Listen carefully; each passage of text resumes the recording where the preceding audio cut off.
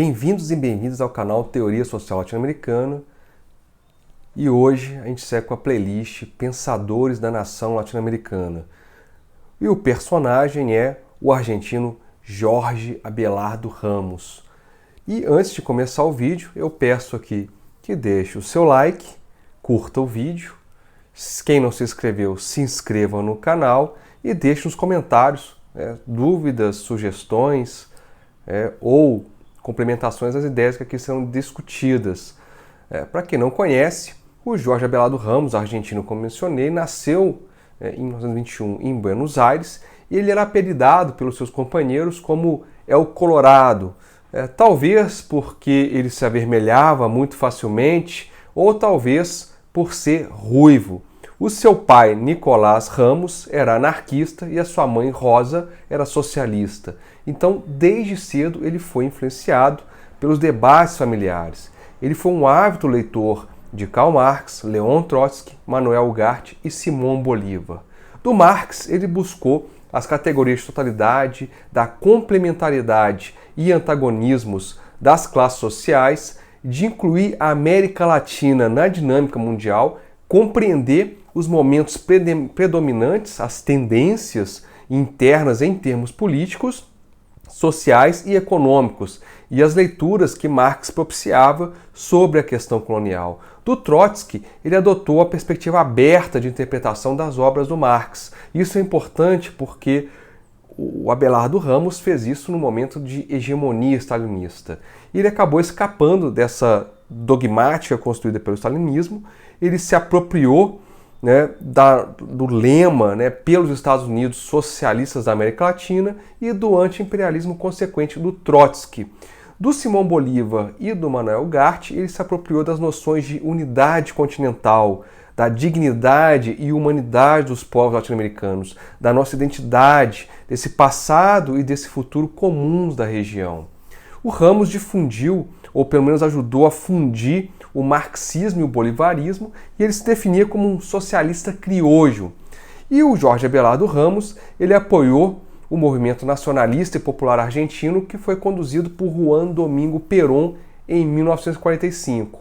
Em 1949, ele publicou o seu primeiro livro, América Latina, um País, cujas ideias serão a base para o seu clássico História da Nação Latino-Americana de 1968. Esses livros trazem o seu ideário e defesa da unidade latino-americana, que vai ser um tema presente em sua vida e em sua obra. Em 1953, ele publicou pela primeira vez na Argentina um livro do Manuel Ugarte, O Porvenir de América Latina. Isso é importante porque foi a primeira vez que uma obra do Manuel Ugarte foi publicada no seu país de origem. Em 1954, ele participou da fundação do Partido Socialista da Revolução Nacional. Em 1962, ele ajudou a fundar o Partido Socialista da Esquerda Nacional. Depois foi transformado na Frente Popular de Esquerda, em 71, e na década de 80 ele foi transformado no Movimento Patriótico de Libertação. Recebeu o título de Notório Saber e foi professor de História na Faculdade de Filosofia da Universidade de Buenos Aires. Também foi embaixador argentino no México entre 89 e 92. Desde então, ele se propôs a desenvolver a área cultural do Mercado Comum do Sul, mas ele acabou falecendo em Buenos Aires em 1994.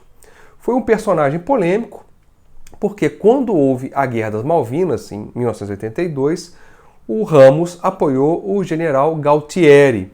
Mas esse apoio não significava que ele estava de acordo com a ditadura civil-militar argentina, mas demonstrou o que significava o anti-imperialismo para o Abelardo Ramos. Isso porque ele seguia a perspectiva de Trotsky, que quando um país oprimido enfrenta um país opressor, os revolucionários têm o dever de apoiar o país oprimido, ainda que o país opressor seja governado por uma democracia e o país oprimido por uma ditadura. A trajetória político-intelectual e militante do Ramos demonstra a luta de um intelectual latino-americano comprometido com o florescimento de uma América Latina, redescobrindo a si mesma, sua consciência histórica comum e a construção de uma identidade latino-americanista como pilares necessários para a construção dessa grande nação que nós representamos. O Abelardo Ramos diz que a América Latina não tem memória. A nossa história foi morta e aqueles e aquelas, né, que a fizeram foram esquecidos. E nesse sentido, o nosso canal ele tenta, né, seguir essa orientação do Ramos. Ele se dedicou muito à tarefa editorial, ele criou um selo e publicou na Argentina vários livros de autores nacionalistas, principalmente o Manuel Ugarte, e eu concordo plenamente com o Ramos que no momento no qual a gente vive, é preciso assumir o nosso passado glorioso de lutas, descobrir os nossos próprios heróis e elaborar uma perspectiva revolucionária para os e as latino-americanas. Então, voltar ao passado não por uma erudição, mas pela necessidade do futuro. E é muito significativo que a história da nação latino-americana tenha sido publicada e traduzida aqui no Brasil pela Editora Insular incríveis 44 anos após o seu lançamento original, lá atrás, em 1968.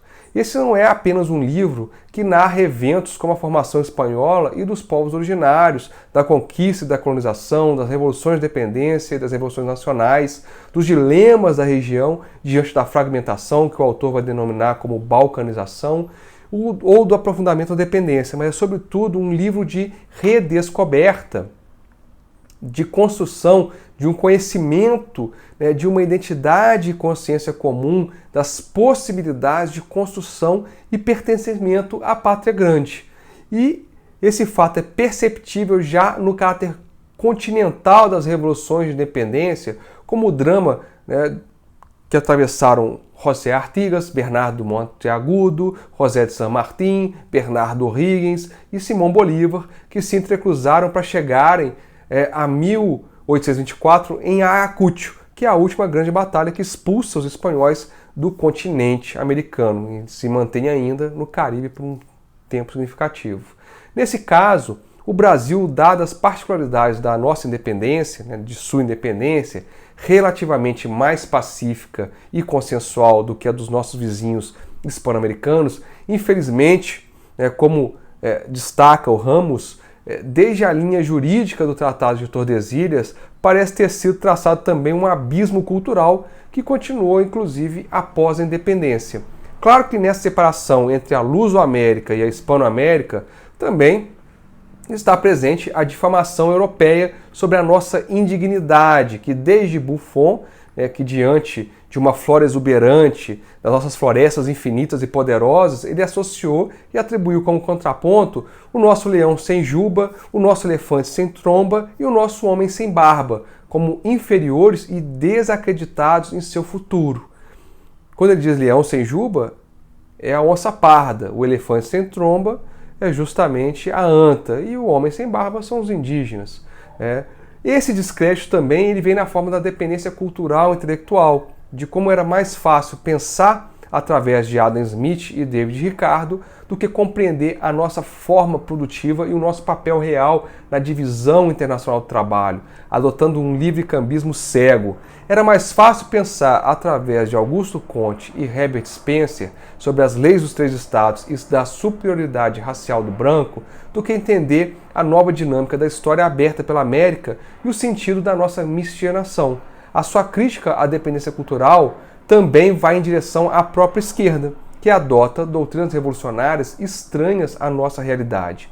O próprio marxismo é vítima dessa falta de imaginação dos nossos revolucionários. O Ramos faz uma alusão sobre o maio de 1968 e as teorias críticas resultantes desse evento nos países centrais, como um claro exemplo de dependência cultural e intelectual. Enquanto esse movimento gerou críticas às sociedades de consumo massificada, aqui a nossa luta era justamente a crítica ao subconsumo, à superexploração. Enquanto os estudantes franceses, em 1968, lutavam pelas liberdades individuais dentro do Estado democrático, no mesmo período, na América Latina, os nossos estudantes lutavam pelos direitos coletivos dentro de estados ditatoriais. E a crítica do Ramos é que simplesmente copiávamos as queixas europeias sobre os males da sociedade de consumo no contexto de amplas liberdades e estado de bem-estar social, como se fosse uma questão real para nós. Quando acontecem as revoluções de independência, seus pontos mais críticos, mais inovadores, mais transformadores, gradualmente tiveram que ceder passo à vitória militar. Essa realidade que ocorreu mais claramente na Hispano-América fez com que os ideais de libertação dos escravos, a eliminação da servidão indígena, de constituição de cidadanias includentes, de distribuição de terras e de unidade continental fosse abandonado pelo pragmatismo militar. Isso abriu campo para que os próceres fossem afastados, assassinados, exilados e silenciados ainda em vida. Prevaleceram então os interesses localistas fragmentadores desse projeto de unidade. A questão é que, mesmo com todos esses particularismos formadores de pátrias pequenas, ou como diria o Manuel Ugarte, pátrias ticas, persistia aqui uma homogeneidade de sentimentos, uma similaridade religiosa, linguística, de costumes, que seria o trampolim para a unidade e a resistência ao assédio estrangeiro. Isso quer dizer que é possível pensar a nação como uma comunidade cujos membros têm um passado e um futuro comuns diante dos laços históricos, sociais, políticos, culturais, econômicos, linguísticos, religiosos e psicológicos. Isso é que dá essa noção de nação latino-americana para o Jorge Abelardo Ramos.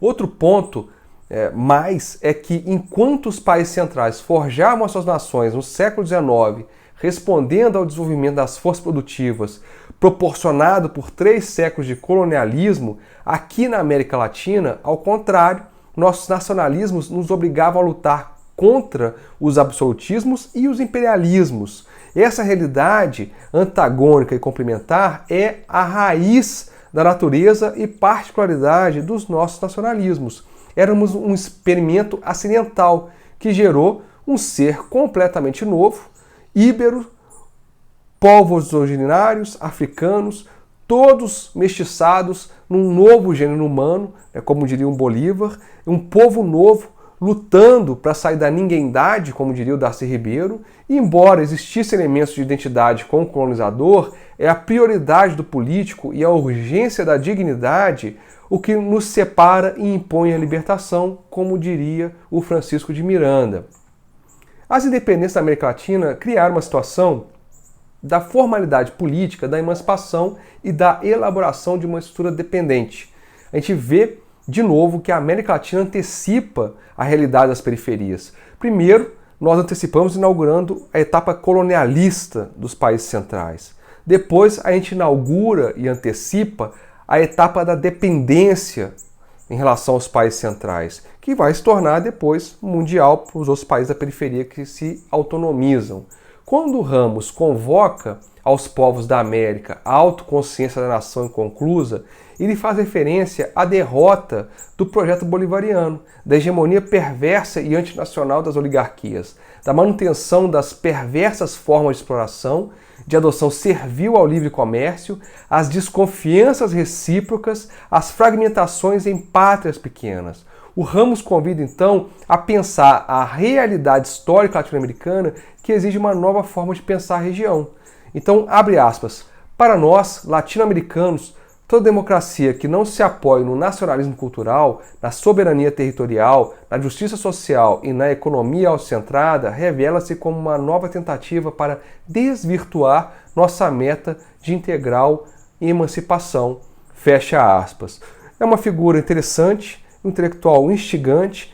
Ele traz um momento em que a noção de Estado Nacional perde força, uma contribuição para pensar justamente a importância desse Estado Nacional. Acabamos de passar, ou pelo menos estamos, em vias de superar a sindemia ou a pandemia, e ela tem mostrado o quanto que o Estado é central para os povos não só da América Latina, mas do mundo inteiro. O quanto que um Estado que realmente seja nosso, ele é importante. E nesse sentido, o Jorge Abelardo Ramos contribui muito para pensar o papel do Estado, a noção de cultura e a necessidade da unidade continental para fazer frente às novas formas de dominação. Eu fico por aqui. Quem acompanhou até esse momento, eu peço que se inscreva, curta o vídeo, compartilhe, ajude a disseminar o canal e fazer com que esse vídeo chegue ao maior número possível de pessoas. Como eu sempre falo, a América Latina existe, a América Latina insiste. A gente se vê numa próxima, um abraço e até lá!